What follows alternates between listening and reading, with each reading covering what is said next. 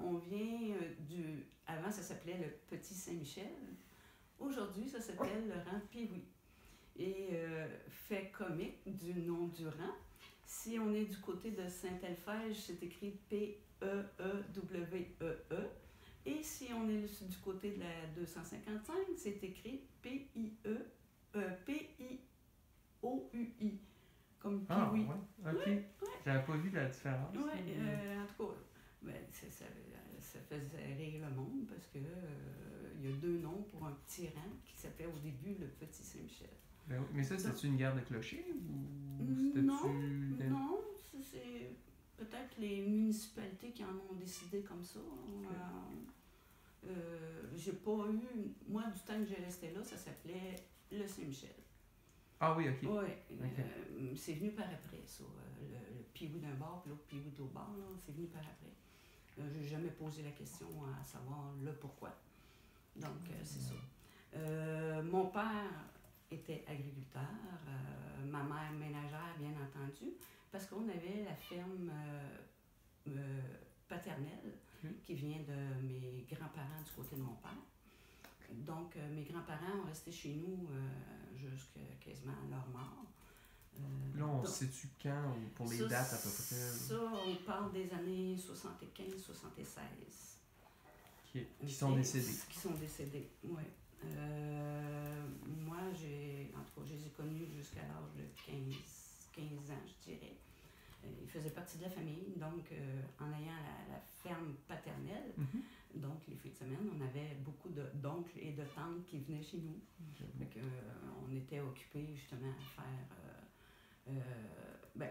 beaucoup de boucherie, parce que mon père faisait aussi la boucherie pour nous faire vivre, là, les animaux. Puis sur place. Sur place, oui, c'est ça. Fait que, j'ai participé à ça aussi, là, à débiter là, des bœufs, puis des cochons, puis les poules. Oui, puis on avait beaucoup d'animaux. Et ma mère, on faisait peut-être pas toute la longueur d'un champ là, qui est 1 kilomètre, mettons. Là. Je dirais la moitié du champ, là, c'était le jardin.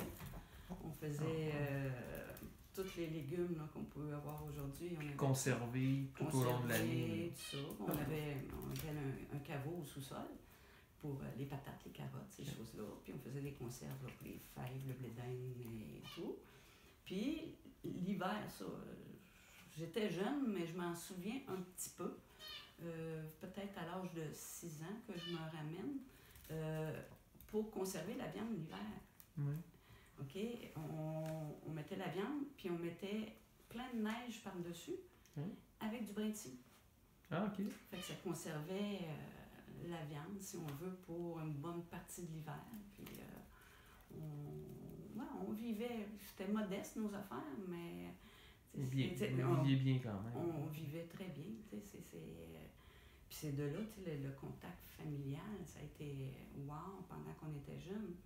Parce que mon père nous organisait des tournois de baseball, tu sais, on était avec nos voisins, qui étaient mon oncle et ma tante aussi, c'était 2 frères, 2 sœurs.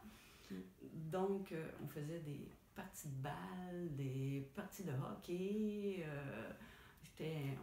on s'impliquait beaucoup, puis tout ça. Des pique-niques familiales là, dans le champ. On allait, ma mère nous faisait des pique-niques. On s'en allait le midi dans le champ, il y avait un arbre. On allait passer 1 heure, 2 heures en dessous de l'arbre, puis on faisait du jasage. Puis, on avait un bon contact familial.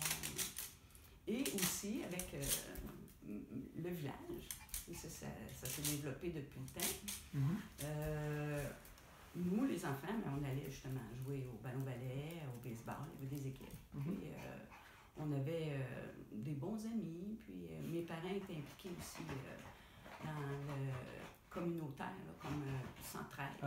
OK, ils faisaient beaucoup de choses pour Centraide. Ils ont fait les rencontres de Cursilo, qui est des organismes. C'est quoi ça? Je dirais, c'est un peu religieux.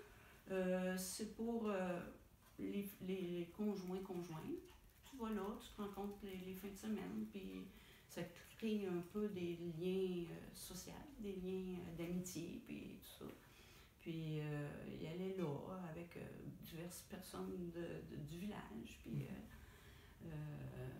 tu sais, Saint-Sylvain, c'est un beau petit village.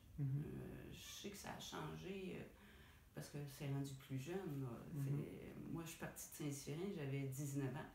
On se ramène en 1979. Donc,